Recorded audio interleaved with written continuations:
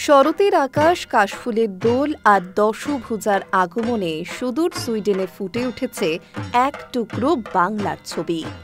পৃথিবীর অন্যতম সুখী দেশের রাজধানীতে এখন হিমেল হাওয়া, কিন্তু বাঙালি শ্রেষ্ঠ উৎসবের হাত ধরে এখানেও এখন শরতের ছোঁয়া।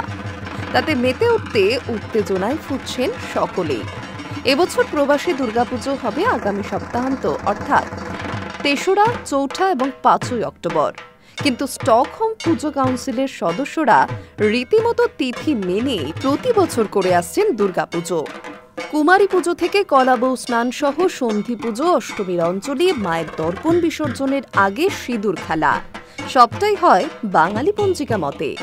তবে এবছর পুজোর হাত ধরে স্টকহোমের বাঙালিরা বাংলার সংস্কৃতি ধরে রাখতে অঙ্গীকারবদ্ধ।